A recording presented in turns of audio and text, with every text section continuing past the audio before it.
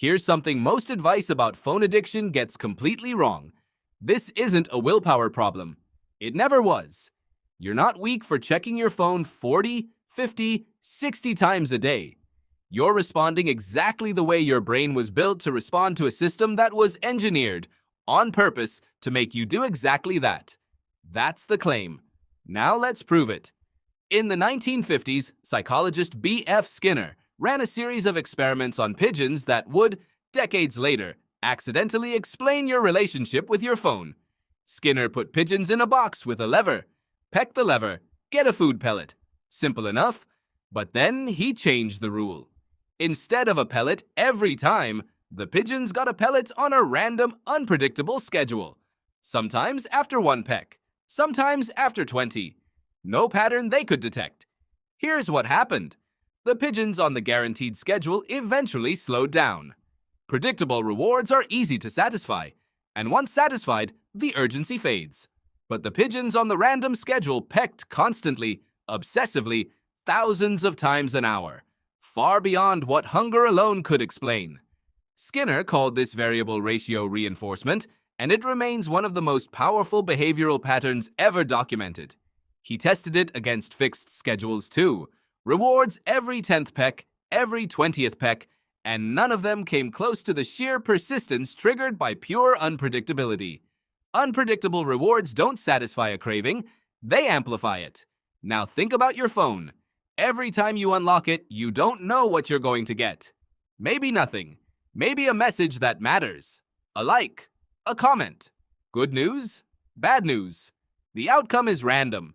And randomness, as Skinner proved, is exactly what keeps a behavior locked in place. This isn't a coincidence. Sociologist Natasha Schüll spent over a decade studying casino slot machine design and found something unsettling. Modern slot machines aren't built to make people happy when they win. They're engineered, down to the lighting, the sound design, and the precise timing of near misses, to keep players in what the industry calls the machine zone, a trance-like state where time disappears and the next pull always feels worth it. Schüll's research wasn't really about gambling. It was about design and about how deliberately engineered uncertainty can override a person's own sense of control. And former Google design ethicist Tristan Harris has spent years arguing that many of the same principles slot machine designers perfected got quietly imported into the apps on your phone. Pull to refresh, the gesture you perform dozens of times a day, was directly inspired by the mechanical motion of a slot machine lever.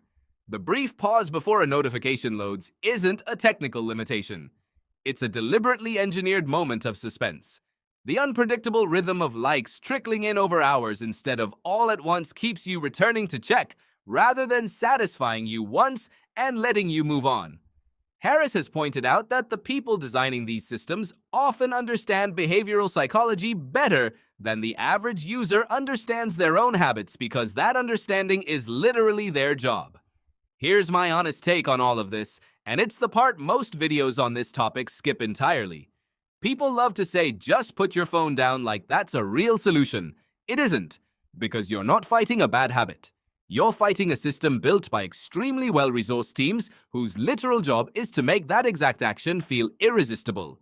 Several engineers and designers who helped build these systems have since spoken publicly about regretting those choices, precisely because they understood, even at the time, how effective variable reward loops would be at capturing attention. It's an industry openly admitting, after the fact, that the behavioral science was applied deliberately and that it worked better than even they expected. Knowing that doesn't excuse the design choices, but it does shift where the responsibility actually sits. Blaming yourself for losing that fight is like blaming a pigeon for pecking the lever. Understanding that shifts the fight entirely.